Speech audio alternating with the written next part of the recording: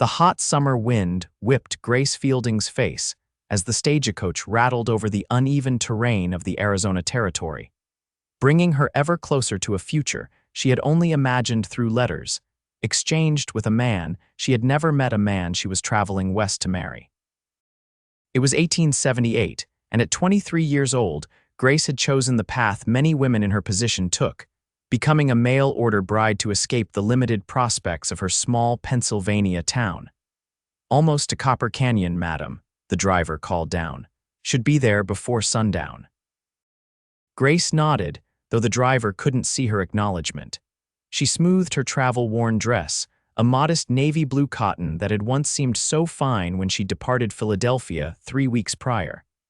Now it carried the dust of half a continent. Inside her reticule was the final letter from Mr. Harold Fleming, dated 3 months ago, detailing directions to his ranch 5 miles outside of Copper Canyon, along with a promise of a good life together. Her stomach churned with a mixture of anticipation and dread. What if he found her lacking? What if his letters, so eloquent and kind, had been penned by someone else? Worse yet, what if her own letters, carefully composed to present herself as the perfect rancher's wife, had set expectations she couldn't fulfill? The stagecoach crested a hill, and Grace caught her first glimpse of Copper Canyon. It wasn't much more than a collection of wooden buildings strung along a wide dirt road, with mountains looming in the distance. Nothing like the bustling streets of Philadelphia, but it would be home now. As the coach pulled into town, Grace gathered her courage along with her few belongings.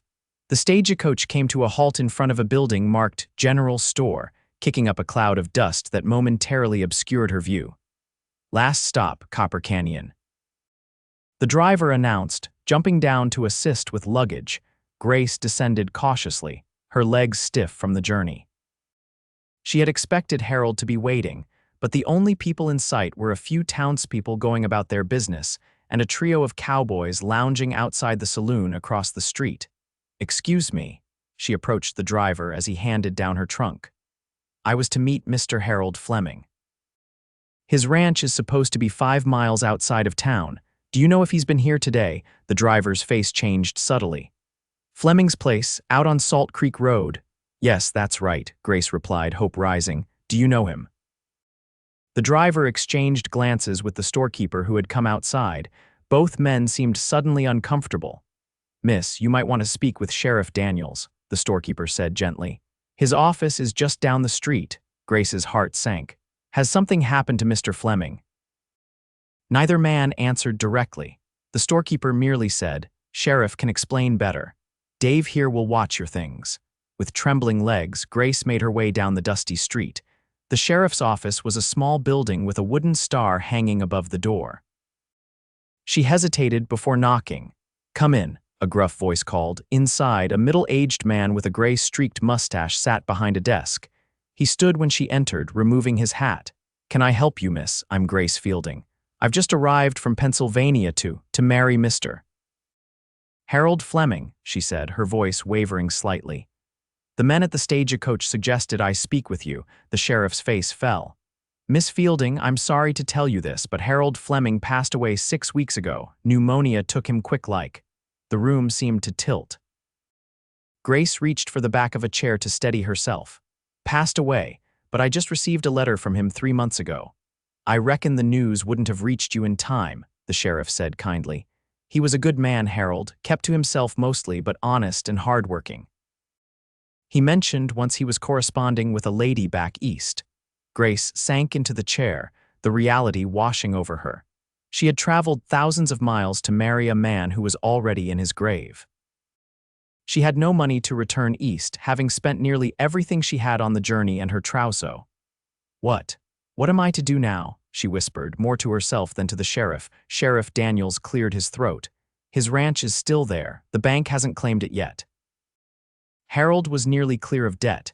There's a neighbor who's been checking on the livestock, fellow named Blake Townsend. His place borders Harold's to the north." Grace looked up, desperation etching her features. Could I see where he's buried before I decide what to do next?" The sheriff nodded. "Of course, the cemetery's just on the edge of town. I can have someone take you there now if you'd like." "Thank you," Grace said softly. I would appreciate that. An hour later, Grace stood before a simple wooden cross in the small cemetery outside Copper Canyon. Harold Fleming, 1842–1878, was carved into the crossbar, along with the words, "A good man." The grave was still fresh, the dirt mounded and uneven. A few wildflowers had been placed at its base, now wilted in the summer heat. Grace stood there, unsure what to feel. She had never met Harold, yet she had committed to becoming his wife, had imagined a life with him based solely on the words they'd exchanged. Now that future was gone before it had even begun. Mrs. Fleming, Grace turned at the unfamiliar voice. A tall man stood a few paces away, hat in hand. His face was tanned and weathered by the sun, but his eyes were kind. She guessed him to be in his early 30s. His clothes were dusty from riding, but of good quality. Miss Fielding, she corrected gently. I never had the chance to become Mrs. Fleming. The man nodded. Blake Townsend. I own the ranch next to Harold's. He gestured to the grave. Sheriff Daniels rode out to tell me you'd arrived. I'm mighty sorry about the circumstances. Thank you, Mr. Townsend. Grace turned back to the grave. Did you know him well? Well enough. We helped each other when needed, as neighbors do out here. He was excited about your coming. Talked about it the last time I saw him, before he took sick. A lump formed in Grace's throat. I don't know what to do now. I have no family to return to in Pennsylvania and very little money left. Blake Townsend was quiet for a moment. The stage to Tucson doesn't leave until next week. Perhaps by then you'll have had time to consider your options. What options? Grace asked, a hint of bitterness in her voice. I'm alone in a strange town with no prospects and no connections. Blake shifted his weight, seeming to consider his words carefully. Harold's place is sitting empty. The cattle need tending. The garden's gone wild, but the house is sound. You could stay. Grace looked at him in surprise. Stay? Alone? I know nothing about ranching. Not alone, Blake said. I'd help you get on your feet, teach you what you need to know. I've been managing Harold's herd along with mine since he passed, but I can't do it forever without help. And there's Mrs. Rodriguez who comes from town to clean once a week. She could continue. Why would you do that for a stranger? Grace asked suspiciously. Blake's eyes crinkled slightly at the corners. Because Harold was a good neighbor and he chose you as his wife, that means something out here where folks have to look out for each other. He paused. And because I know what it's like to arrive somewhere with nowhere to go. Grace studied him, trying to discern his true intentions. His gaze was steady and open. You don't have to decide now, he added, but I can take you to see the ranch tomorrow if you'd like. Then you can make up your mind. Grace looked back at Harold's grave. What choice did she really have? Return east in shame with barely enough money for the journey, try to find work in this tiny town where she knew no one. I would like to see it, she said finally. Thank you, Mr. Townsend, Blake nodded. I'll come for you tomorrow morning at the hotel. The sheriff said he'd arrange a room for you there. As they walked back toward town together, Grace couldn't help but wonder what kind of life awaited her in this harsh, beautiful land so different from the future she had imagined when she boarded the train in Philadelphia. The Copper Canyon Hotel was modest but clean. Grace spent a restless night in a small room above the main street, listening to occasional bursts of laughter from the saloon down the road. By morning, she had barely slept, her mind churning with worries about her uncertain future. True to his word, Blake Townsend arrived shortly after breakfast, driving a wagon rather than riding his horse. Thought you might want to bring your trunk in case you decide to stay, he explained as he helped her up onto the seat beside him. The ride to Harold's ranch took nearly an hour, traveling along a rutted dirt road that wound through scrubby hills and valleys. Blake pointed out landmarks along the way, naming distant mountains and explaining which creeks ran year-round and which dried up in summer.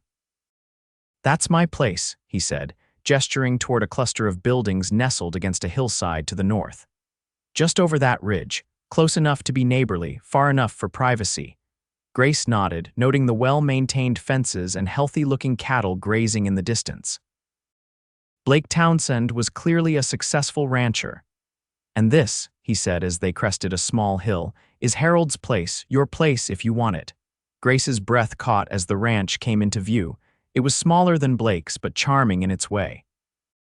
A modest one-story house with a covered porch sat at the center of a small clearing. A barn and corral stood nearby, along with what appeared to be a chicken coop and a small garden plot, now overgrown with weeds. "It's not much," Blake said, "but the house is solid. Harold built it himself 5 years ago.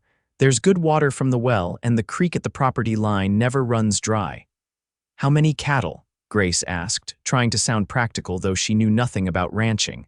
"About 50 head. Not a large operation, but enough to make a decent living if managed right." Blake guided the wagon toward the house. Harold was saving to expand. That's probably why he decided it was time to find a wife. They came to a stop in front of the house. Blake jumped down and offered his hand to help Grace from the wagon. She hesitated only briefly before accepting his assistance, feeling the strength in his calloused palm as she descended. "Would you like to see inside?" he asked. Grace nodded, suddenly nervous. This would have been her home, her life with Harold. Now it was just an empty house that belonged to a dead man she'd never met. Blake led her up the porch steps and opened the door. "Mrs. Rodriguez came by yesterday to air it out and dust a bit," he explained. The interior was simple but surprisingly comfortable. A main room served as both parlor and dining area, with a stone fireplace along one wall.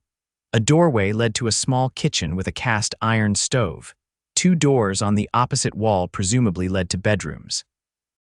"Harold made most of the furniture himself," Blake commented as Grace ran her fingers along the smooth surface of a pine table. "He was good with his hands."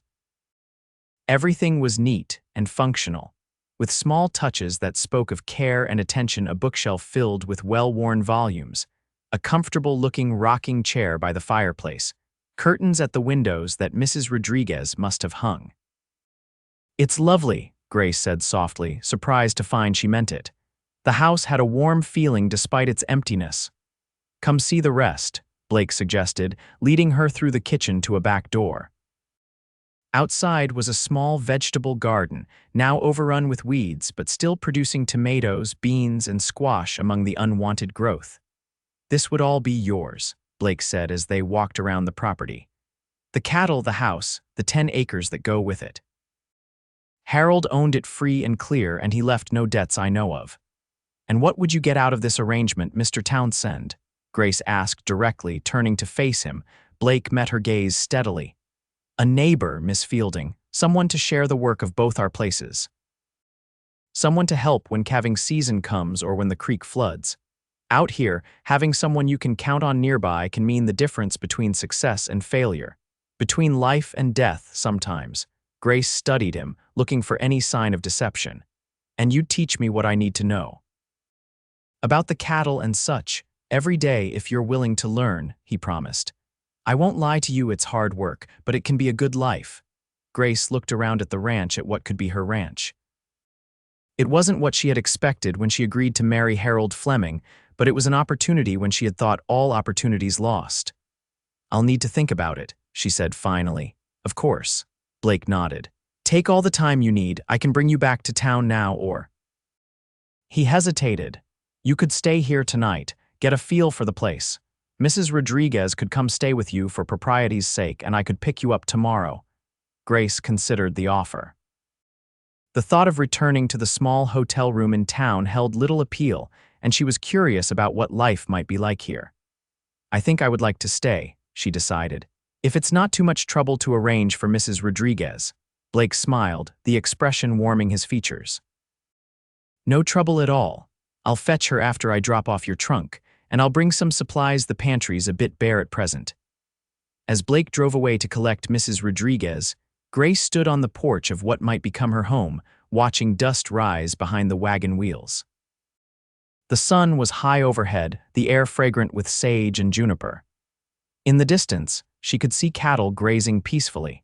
It wasn't the future she had planned, but perhaps it could be a future nonetheless. Mrs. Rodriguez arrived 2 hours later with Blake.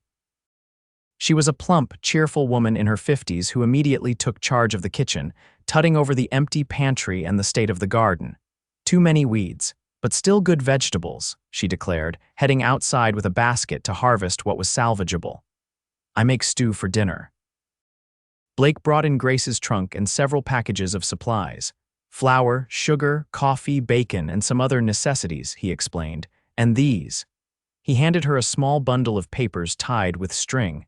Harold's documents, deed to the property, cattle records, that sort of thing. You should have them if you decide to stay. Thank you, Grace said, touched by his thoughtfulness. You've been very kind, Mr. Townsend. Blake, please, he said. We're neighbors now, at least for the time being. Blake, she repeated, testing the name. And I'm Grace, he nodded. Grace. There was a moment of silence between them, not uncomfortable, but charged with something Grace couldn't quite name. Then Blake cleared his throat. I should be going. I'll come back tomorrow around noon, see what you've decided. After he left, Grace spent the afternoon exploring the house more thoroughly. The smaller bedroom had clearly been used as a storage room, filled with trunks and tools. The main bedroom was simple but comfortable, with a large bed covered in a handmade quilt. On the dresser stood a small photograph in a wooden frame, a formal portrait of a man Grace assumed was Harold. He was older than she had imagined, perhaps in his mid-40s, with a serious expression and kind eyes. Beside the photograph lay a wooden box containing her letters, neatly stacked and tied with ribbon. Grace sat on the edge of the bed, holding one of her own letters. She had written so hopefully of their future together, of the life they would build. Now she was left with a choice: claim that future for herself, alone, or return east with nothing but disappointment. Mrs. Rodriguez called her for dinner. A savory stew with fresh bread she had somehow managed to bake in the short time available. As they ate, the older woman shared stories about Copper Canyon and its inhabitants, including Blake Townsend. He come here 5 years ago from Texas, she explained. Buy ranch that was run down, make it good again. He work very hard. Good man, but lonely, I think. He's not married. Grace asked, trying to sound merely curious. Mrs. Rodriguez shook her head. No wife, no family here. Many girls in town like him. He is handsome, yes, and good ranch, good business, but he not interested. She gave Grace a knowing look, maybe waiting for right woman. Grace changed the subject, uncomfortable with the implication. Tell me about the town. Are there many families? By the time they retired for the night, Grace had learned much about Copper Canyon and its inhabitants. The town was growing slowly but steadily, with a school that doubled as a church on Sundays, a doctor who had arrived just last year, and plans for a proper bank building soon. Grace lay awake for a long time in Harold's bed, listening to the unfamiliar sounds of the desert, the call of coyotes in the distance, the rustle of wind through juniper trees, the occasional lowing of cattle. It was so different from the constant noise of Philadelphia, yet there was something peaceful about it. By morning, she had made her decision. Blake arrived precisely at noon, riding his horse rather than bringing the wagon. Grace was waiting on the porch, her trunk unpacked, her decision made. You're staying, he said as he dismounted. Reading her expression, Grace nodded. Yes, at least to try. I have nowhere else to go really in this place. It feels right somehow. Blake's face broke into a genuine smile. I'm glad. It would have been a shame to see Harold's place go to strangers. I don't know the first thing about ranching, Grace admitted. I'll need a great deal of help. You'll learn, Blake assured her. We'll start today if you'd like. I need to check the north pasture fence. You could ride along, see more of the property. I've never ridden a horse, Grace confessed, embarrassed. Blake looked surprised, then chuckled. Well, that's the first thing to learn then. Can't run a ranch in these parts without riding. He glanced around. Harold kept 2 horses. The mare is gentle. She'll do for a beginner. An hour later, after a basic lesson in the corral, Grace found herself cautiously riding beside Blake across the property. The mare, a patient chestnut named Penny, seemed to understand she carried a novice and moved at a steady walk. You're doing fine, Blake encouraged as they rode. Just relax and move with her. Gradually, Grace began to feel more comfortable. The rhythm of the horse's movement became less jarring, and she was able to look around and appreciate the landscape. The ranch was beautiful in a rugged way, with rolling hills covered in scrub and juniper trees, dramatic rock formations in the distance, and the creek creating a green ribbon along the property boundary. That's the boundary with my place, Blake said, pointing to a line of fence posts running along a ridge. "We share about 2 miles of fence line, makes it easier to help each other." They spent the afternoon checking fences and cattle. Blake patiently explained the basics of ranching: how to spot a sick animal, how the cattle were branded to identify ownership, how to maintain fences and water sources. "It's overwhelming," Grace admitted as they headed back toward the house late in the afternoon. "There's so much to learn." "You don't have to learn it all at once," Blake assured her. "I'll help you hire a couple of hands for the heavier work. Most ranches around here have at least 1 or 2 men working year-round, more during roundup and branding." "Can I afford that?" Grace asked worriedly. Harold left the place in good shape financially. "The cattle will bring in enough when it's time to sell, especially if we combine our herds for the drive to the railhead. It's more efficient that way." As they neared the house, Blake said, "I was thinking. The first cattle drive to the railhead is in 4 weeks. That might be a good deadline for you to decide if this life is really what you want." Grace looked at him questioningly. "If you decide ranching isn't for you by then, you could sell the cattle at the railhead and have enough money to go anywhere you wanted. Start fresh. But if you stay through the drive and still want to be here, well, then you'll know this is where you belong."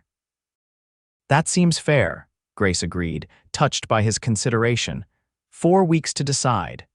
Mrs. Rodriguez had left a pot of beans simmering on the stove before returning to town. As the sun began to set, Blake helped Grace unsaddle and care for the horses, then politely declined her invitation to stay for dinner. "Best to give you some space to settle in," he said, "but I'll come by tomorrow to help you interview for ranch hands. There are a couple of reliable men in town looking for work." As she watched him ride away, Grace felt a mixture of excitement and trepidation. She had committed to trying this new life, at least for 4 weeks. Now she would have to prove to Blake, to the town, but most of all to herself, that she was capable of succeeding. The following days fell into a pattern. Blake would arrive early each morning to help Grace learn the essentials of running the ranch. They hired 2 hands: Juan Vasquez, a skilled horseman in his 30s who had worked for several ranches in the area, and Caleb Johnson, a younger man eager to learn the trade. Both lived in a small bunkhouse near the barn, providing security as well as labor. Each day brought new challenges and lessons. Grace learned to ride with increasing confidence, to identify each of her cattle by their markings, to manage the accounts Harold had kept meticulously. In the evenings, she worked in the garden, gradually reclaiming it from the weeds and planning what to plant for the coming seasons. Blake proved to be a patient teacher. He never made Grace feel inadequate when she struggled with a new skill, and he praised her quick learning and determination. They settled into an easy friendship, though Grace occasionally caught herself watching him when he wasn't looking, admiring the graceful way he sat a horse or the gentle way he handled a newborn calf. 2 weeks into her new life, Grace rode out to check the creek boundary alone for the first time. She had gained enough confidence on horseback to venture out without Blake or one of the hands accompanying her. The day was hot, the sky a brilliant blue without a cloud in sight. Grace wore a wide-brimmed hat to protect her face from the sun and carried a canteen of water tied to her saddle. The creek was lower than usual after several weeks without rain, but still flowed steadily. Grace dismounted to let Penny drink while she checked the fence line for any damage from wildlife or cattle pressing against it. She was kneeling to examine a loose post when she heard a horse approaching. Looking up, she saw Blake riding toward her and raised a hand in greeting. "Checking the boundary," he called as he drew near. "Yes, I think this post needs to be reset," Grace replied, standing and brushing dust from her skirt. Blake dismounted and examined the post. "You've got a good eye. It's working loose. We can fix it now if you'd like." Together they dug out around the post and reset it more firmly, tamping the earth down hard around it. Grace was grateful for the gloves Blake had given her days earlier. Without them, her hands would have been raw and blistered from the work. "You're taking to this life quicker than I expected," Blake commented as they finished. "Most city folks find it too harsh." "It is harsh," Grace acknowledged, "but there's something honest about it. The work is hard, but I can see the results." She gestured to the mended fence. "In Philadelphia, I worked in a textile mill. 10 hours a day, 6 days a week, and nothing to show for it but a few dollars and aching feet. Blake nodded. I understand. I worked in my father's mercantile in Houston before coming west, hated every minute of being cooped up indoors. They rested in the shade of a large juniper tree, sharing water from their canteens and watching the horses graze nearby. May I ask you something personal? Grace ventured after a comfortable silence. Of course. Why aren't you married, Mrs.? Rodriguez mentioned that several young ladies in town would be interested. Blake smiled ruefully. I suppose I've been too busy building the ranch to think much about it, and the ladies Mrs. Rodriguez mentioned, they're nice enough, but… He shrugged. I guess I'm waiting for someone who wants the same things I do, someone who loves the land and the life as much as I do. His eyes met hers briefly, then looked away. What about you? Why did you decide to become a mail-order bride? Grace considered the question. Limited options, mostly. My parents died 3 years ago. I had no brothers or sisters, no inheritance to speak of. The mill work was wearing me down, and I could see what it did to the older women: bent backs, damaged lungs, exhaustion in their eyes. She paused. Harold's letters spoke of open spaces and fresh air. He seemed kind. I thought it would be a better life, even with a stranger. And now, do you think you made the right choice, even though… Blake trailed off. Even though Harold died before I arrived, Grace finished for him. I don't know yet. Ask me again in 2 weeks. Blake smiled at that. Fair enough. They rode back to the ranch together, discussing plans for the next day's work. As they approached the house, Juan rode out to meet them, his expression concerned. Riders coming, he reported. 3 men from town direction. Blake frowned. Did you recognize them? No, senor. Not from Copper Canyon. Stay here with Grace, Blake instructed, then rode forward to meet the approaching riders. Grace watched anxiously as Blake intercepted the strangers about 100 yards from the house. There was a brief conversation she couldn't hear, then Blake turned and rode back while the 3 men waited. They're from the bank in Tucson, Blake explained when he returned. They say Harold had a mortgage he took out 3 months ago. They claim the payments are overdue and they've come to assess the property. A mortgage, Grace was bewildered, but you said he owned the ranch free and clear. That's what I thought, but if he took out a loan recently… Blake looked troubled. Did you check the papers I gave you? The deed and such, not thoroughly, Grace admitted. I glanced at them, but I was focused on learning the day-to-day operations. We should look at them before dealing with these men, Blake decided. Juan, tell them we'll receive them at the house in 15 minutes. Inside, Grace retrieved the bundle of documents from a drawer in the kitchen. She and Blake spread them out on the table, searching for anything about a mortgage or loan. Here, Blake said finally, holding up a document. It's a mortgage agreement with First Bank of Tucson. Harold borrowed $500 3 months ago. He scanned the document further. The terms required quarterly payments. The first would have been due right after he died. $500. Grace was aghast. Why would he need so much money? Blake looked as puzzled as she felt. I don't know. He never mentioned any financial troubles to me, and there's nothing on the property that looks like a recent $500 improvement. The knock at the door interrupted their speculation.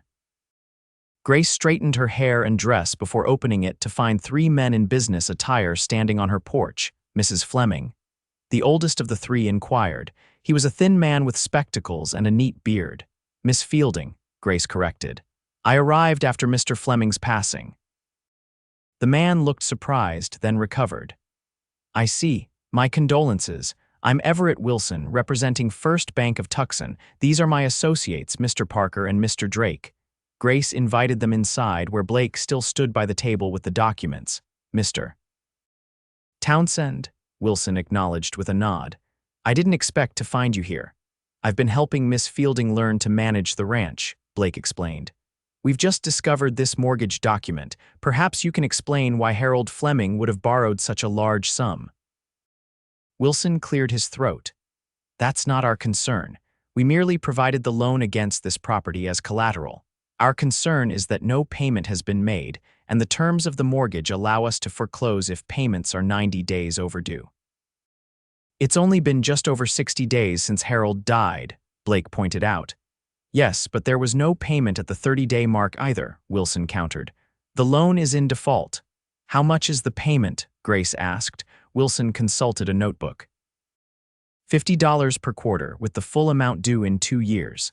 Blake and Grace exchanged glances. $50 was a significant sum, but not impossible if the cattle sale went well. I can make the payment after the cattle drive to the railhead, Grace offered. That's in less than 2 weeks. Wilson shook his head. I'm afraid the bank requires immediate payment of all arrears plus a penalty for the delay. The total due now is $125. Grace felt the blood drain from her face. She didn't have anywhere near that amount. That's unreasonable, Blake protested. The bank knows there's been a death. A 2-week extension is a small accommodation. The bank's policies are clear, Wilson said firmly. We'll need the payment today or we'll begin foreclosure proceedings. The property will be auctioned within 30 days. May I have a moment to confer with Miss Fielding?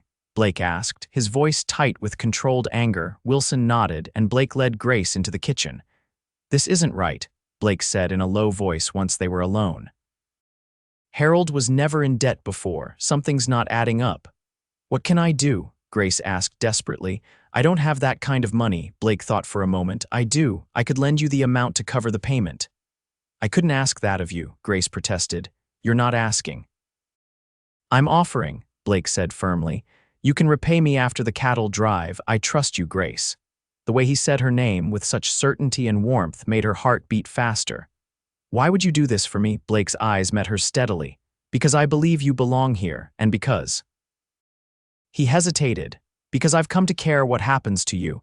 Grace felt a flutter in her chest that had nothing to do with her financial predicament.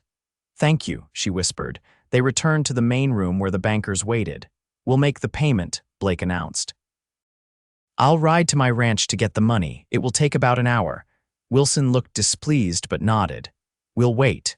True to his word, Blake returned in just under an hour with the money. Wilson counted it carefully, then provided a receipt showing the mortgage was current, with the next payment due in 3 months. After the bankers left, Grace and Blake sat at the table, both mentally exhausted from the confrontation. I still don't understand why Harold would have taken out such a large loan, Grace said. There's nothing on the property that looks like a recent purchase or improvement. Maybe it wasn't for the ranch, Blake suggested. Maybe it was personal. Like what? Blake hesitated. This may be uncomfortable to hear, but he might have used it to pay for your travel, and perhaps a dowry or settlement of some kind. Grace stared at him.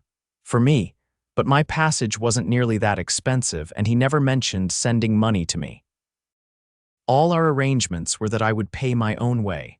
Then I don't know, Blake admitted, but we should try to find out. If he spent that money somewhere, there should be a record of it.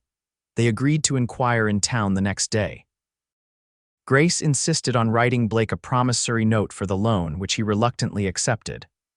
I don't want to be in debt to anyone, she explained. Not even you, especially not you. Blake looked as if he wanted to say more, but simply nodded. I understand, I should go, it's getting late. After he left, Grace sat on the porch watching the sunset, her mind troubled. The ranch she had thought was securely hers was encumbered with debt. More disturbing was the mystery of what Harold had done with the money. Had he concealed financial problems from her? Or was there some other explanation? She went to bed that night with more questions than answers, and a new awareness of her feelings for Blake Townsend that complicated everything further. The next morning, Grace and Blake rode into Copper Canyon together. Their first stop was the telegraph office, where they sent messages to the stagecoach company asking if Harold had paid for Grace's passage in advance, and to Grace's former landlady in Philadelphia asking if she had received any money from Harold. Both inquiries received prompt negative responses. Next, they visited Sheriff Daniels, who had overseen Harold's affairs after his death. No, he didn't mention any debts to me, the sheriff confirmed, and there was no significant cash found among his possessions, just the usual household money. Did he make any large purchases in town before he died? Grace asked. Or mention any plans to expand the ranch? The sheriff considered this. Not that I recall. He bought supplies as usual, mentioned he was looking forward to your arrival, said he had everything prepared. He paused. Though now that you mention it, he did ride to Tucson about 3 months ago, said he had business there, came back looking pleased with himself. Right after he took out the loan, Blake noted, their next stop was the general store where the owner, Mr. Peterson, greeted them warmly. "Miss Fielding, good to see you settling in. How's ranch life treating you? It has its challenges," Grace admitted. "Mr. Peterson, we're trying to understand something about Harold Fleming's finances before he died. Did he make any unusual purchases from you in the last few months of his life?" Peterson stroked his beard thoughtfully. "Can't say that he did. Regular supplies, mostly. Though he did order something special from my catalog a few months back, paid extra for quick delivery." Grace and Blake exchanged glances. "What was it?" Blake asked. "A lady's saddle," Peterson said. "Fine quality, said he wanted his bride to have the best." He disappeared into a back room and returned with a ledger. "Here it is. Ordered 3 months ago, delivered about 2 weeks before he took sick, cost him $50. $50 for a saddle?" Grace was astonished. "It's in the barn," Blake realized. "I saw it but didn't think much of it. It's a fine piece of work, hand-tooled leather, silver accents, the kind a wealthy rancher's wife might ride." "That still leaves $450 unaccounted for," Grace pointed out. Their final stop was the bank in Copper Canyon, a small operation that served the local community but wasn't connected to the larger bank in Tucson. The banker, Mr. Reynolds, checked his records at their request. "Harold Fleming didn't do much business with us. Kept a small account for everyday transactions, never more than $100 or so in it." He ran his finger down a page of transactions. "Last deposit was, 3 months ago, $75. A portion of the loan money," Blake murmured to Grace, "and the rest," Grace asked Reynolds. "Did he withdraw it all at once?" Reynolds shook his head. "No unusual withdrawals, just his normal pattern until the account went dormant after his death." He closed the ledger. "I'm sorry I can't be more help." As they walked back to their horses, Grace felt frustrated. "We're no closer to understanding what happened to the money. It's as if it just disappeared." "We're missing something," Blake agreed. "Let's head back to the ranch and search the house more thoroughly. Maybe Harold left some clue." They spent the afternoon combing through Harold's belongings. Grace had already unpacked the trunks in the spare bedroom, finding mostly tools and seasonal items. They checked under floorboards, behind furniture, in every possible hiding place, but found nothing to indicate where the loan money had gone. "I'm beginning to think we'll never know," Grace said dejectedly as they sat at the kitchen table with cups of coffee. "Maybe it doesn't matter," Blake suggested. "What's important is that the mortgage is current now and you'll be able to make the next payment after the cattle drive." "It matters to me," Grace insisted. "I need to know what kind of man Harold really was. Was he hiding financial troubles? Did he misrepresent himself in his letters?" She sighed. "I thought I knew him through his words, but now I wonder if I knew him at all." Blake reached across the table and gently took her hand. "From everything I knew of him, Harold was an honest man. There must be an explanation that doesn't involve deception." The touch of his hand sent a warmth through Grace that had nothing to do with the coffee she was drinking. She looked up to find Blake watching her with an intensity that made her breath catch. "Grace," he began, but was interrupted by a knock at the door. It was Juan, come to report that several cattle had broken through a fence line on the west side of the property. The moment between Grace and Blake was lost, as they both rose to address the problem. The next week passed in a blur of activity as they prepared for the cattle drive. Grace worked alongside Blake, Juan, and Caleb, learning to cut cattle from the herd, to guide them along a specific route, to keep them calm during river crossings. Every muscle in her body ached each night, but she found herself sleeping soundly, exhausted but satisfied with the day's work. Blake was a constant presence, alternating between patient teacher and demanding taskmaster as the situation required. Grace found herself watching for his arrival each morning, disappointed on the rare days when ranch business kept him on his own property. Mrs. Rodriguez, who still came twice a week to help with household chores, noticed Grace's interest. "Senor Blake, he looks at you differently now," she commented as they prepared dinner together. "Differently? How?" Grace tried to sound casual. Mrs. Rodriguez smiled knowingly. "Like a man looks at a woman he admires, not just as a neighbor." She chopped vegetables with practiced efficiency, and you look at him the same way. I've grown to respect him, Grace admitted. He's been very kind. Kind, yes, but there is more. No, Mrs. Rodriguez raised an eyebrow. It is good. You both deserve happiness. Grace changed the subject, uncomfortable with how accurately the older woman had read her feelings. She wasn't ready to examine them too closely herself, especially with the uncertainty of her future still looming. In just a few days, she would need to decide whether to stay permanently or take the proceeds from the cattle sale and leave Copper Canyon behind.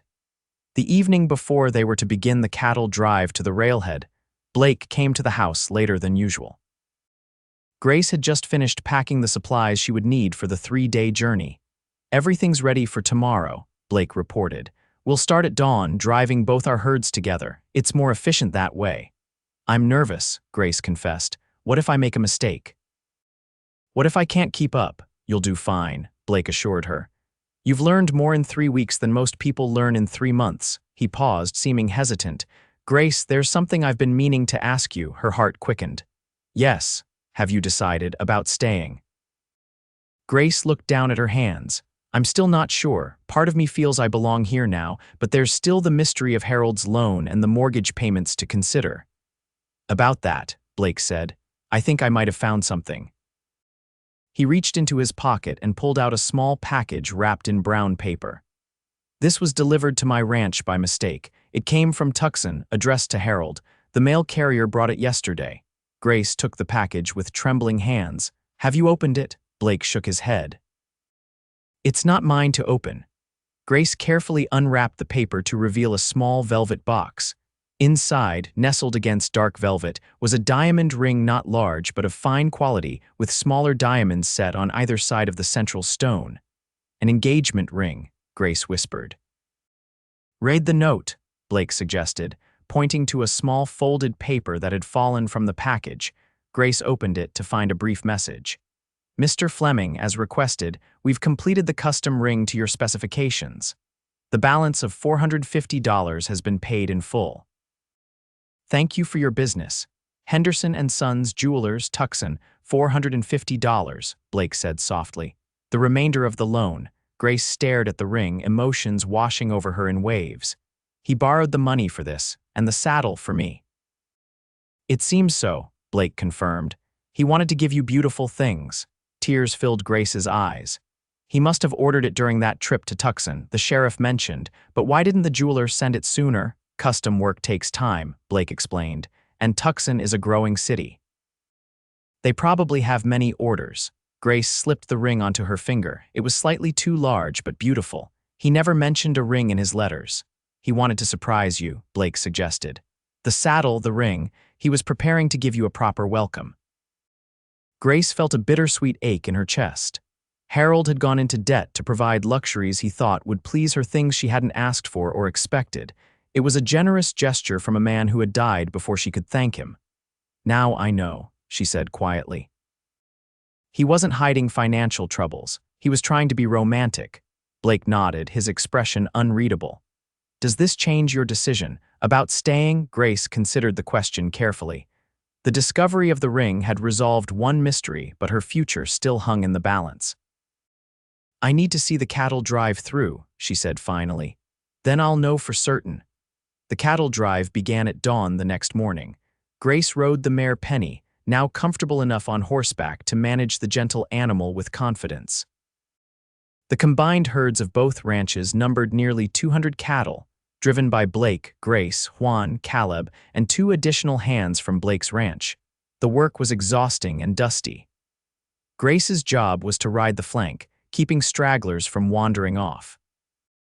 By midday, her back ached and her throat was parched from the dust, but she felt a sense of accomplishment with each mile they covered. They made camp that night by a small creek. The cattle settled in a temporary corral of rope strung between trees. After a simple dinner of beans and bacon cooked over the campfire, Grace sat apart from the men, watching the stars emerge in the darkening sky. Blake joined her after a while, offering a cup of coffee. You did well today, he said, settling beside her on a fallen log. Better than I expected for your first drive. Thank you, Grace replied, though I think I'll be sore for a week.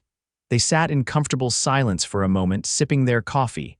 I've been thinking about Harold, Grace said finally, about the ring and the saddle. It was sweet of him to want to surprise me with such gifts. He wanted to make you happy, Blake agreed, but I wouldn't have needed those things, Grace continued. A plain saddle would have served just as well, a simple band for a wedding ring or none at all. She turned to face Blake. What I needed was a partner, someone to work alongside me to teach me to share the burden and the joy of this life. Blake's eyes reflected the firelight as he studied her face. And is that what you want now, a partner? Grace nodded slowly. I think it is. These past weeks have shown me that I'm stronger than I knew, that I can learn to run a ranch, to ride, to make decisions, but I don't want to do it alone. She paused, gathering her courage. Blake, a shout from one of the hands interrupted her. Riders coming, 3 of them. Blake was on his feet instantly, hand going to the revolver at his hip. Stay here, he instructed Grace, moving toward the approaching riders. Grace ignored the command, following a few paces behind. In the dim light of the dying fire, she could make out 3 mounted figures approaching slowly. That's far enough, Blake called when they were about 20 yards away. State your business. Blake Townsend. One of the riders called back. It's Everett Wilson from First Bank of Tucson. Grace felt a chill that had nothing to do with the night air. Why would the banker be tracking them down on the trail? Wilson and his 2 associates from their previous meeting dismounted and approached the fire. The banker carried a leather portfolio under his arm. Miss Fielding, he acknowledged with a nod. Mr. Townsend. I apologize for interrupting your journey, but a matter has come to light that couldn't wait until your return. What matter? Blake asked warily. Wilson removed a document from his portfolio. It concerns the mortgage on the Fleming Ranch. Our auditor discovered an irregularity in the paperwork. What kind of irregularity? Grace asked, stepping forward. The mortgage was never properly recorded, Wilson explained. Due to a clerical error, the document wasn't filed with the county recorder's office as required by law. Blake and Grace exchanged glances. What does that mean?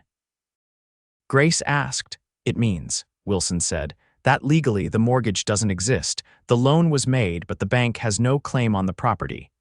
He handed the document to Grace. This is a formal letter acknowledging the error and releasing any claim on the Fleming Ranch.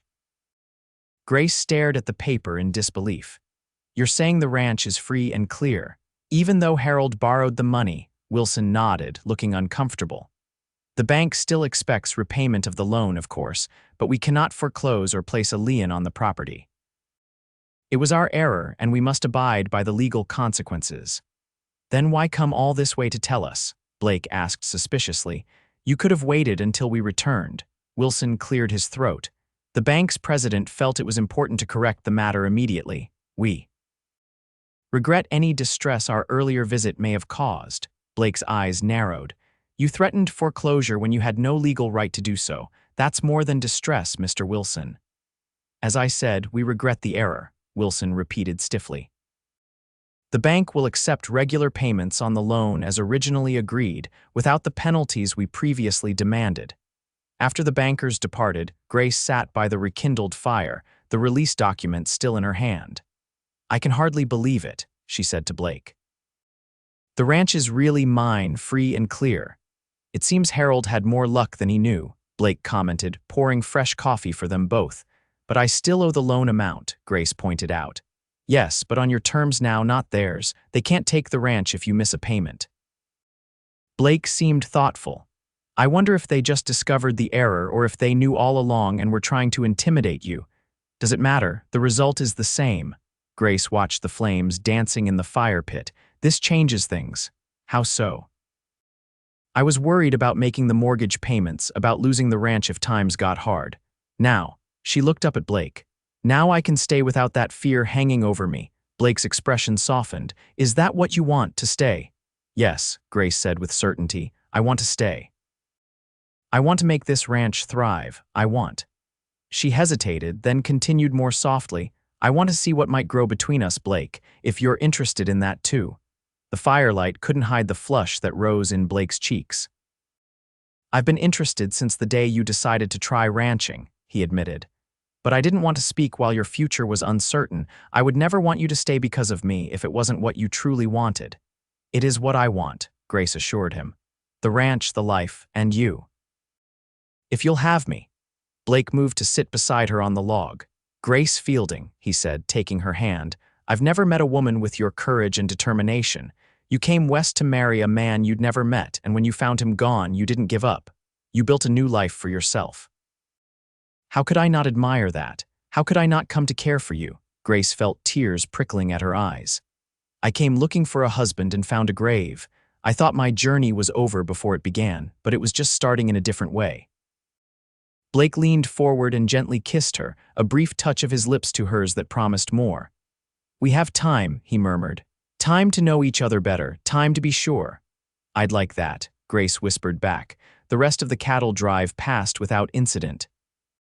They reached the railhead on schedule, and the cattle brought a good price enough to repay Blake's loan and make the first regular payment to the Townsend bank, with plenty left over for ranch improvements. Grace found herself watching Blake as he negotiated with the cattle buyers, admiring his confident manner and fair dealing. He caught her looking once and winked, causing a blush to rise in her cheeks despite her attempt to appear businesslike. On the journey back to Copper Canyon, they rode side by side when the trail allowed, talking of plans for both their ranches. Blake suggested combining certain operations for efficiency, sharing equipment, coordinating breeding programs, planning joint cattle drives in the future. It makes sense, Grace agreed, even without personal considerations. Blake smiled. The personal considerations make it more appealing, though. They arrived back at Grace's ranch on a perfect autumn afternoon.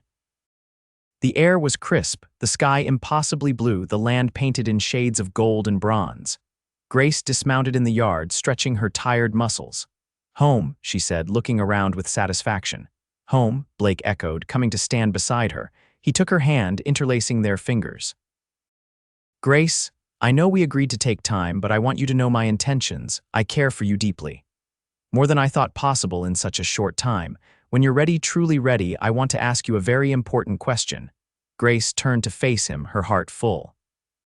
I think I'm closer to being ready than either of us expected, she admitted.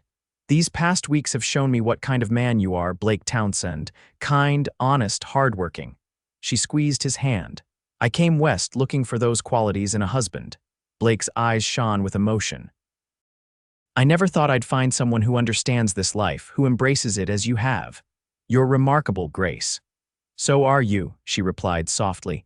He kissed her then, properly this time, drawing her close against him. Grace responded with a passion that surprised them both, her arms encircling his neck as she returned the kiss with equal fervor. When they finally parted, both breathless, Blake rested his forehead against hers. I should go, he said reluctantly, for propriety's sake. Yes, Grace agreed, though she made no move to step away. Will you come for dinner tomorrow? I'll ask Mrs. Rodriguez to prepare something special. I'd like that. Blake kissed her once more briefly, then mounted his horse. Until tomorrow. Grace watched him ride away, her heart lighter than it had been since arriving in Copper Canyon. She had come west seeking a husband and found instead an unexpected journey of self-discovery, independence, and now, a love that promised to be deeper and truer than anything she could have imagined. The following weeks were filled with hard work and sweet moments of courtship. Blake called on Grace properly several evenings a week, sometimes bringing small gifts, wildflowers, a book of poetry he'd ordered from back east, once a length of pretty blue ribbon that matched her eyes. They rode their property lines together, planning improvements and discussing the future. Word spread quickly in the small community about their developing relationship. Sheriff Daniels tipped his hat knowingly when they rode into town together. Mrs. Rodriguez beamed with satisfaction as she prepared special meals for Blake's visits. Even Juan and Caleb seemed pleased, their respect for both Grace and Blake evident in their diligent work. One evening in late November, as they sat on Grace's porch watching the sunset paint the western sky in brilliant hues of orange and purple, Blake turned to her with an unusually serious expression. Grace, there's something I've been wanting to ask you, her heart quickened. Yes. Blake took her hand. I know it hasn't been very long since you arrived in Copper Canyon, and I understand if you need more time, but I've never been more certain of anything in my life." He drew a deep breath. "I love you, Grace Fielding. I love your strength, your determination, your kindness. I love the way you've embraced this life and made it your own." Grace felt tears gathering in her eyes. "Blake." He reached into his pocket and withdrew a small object.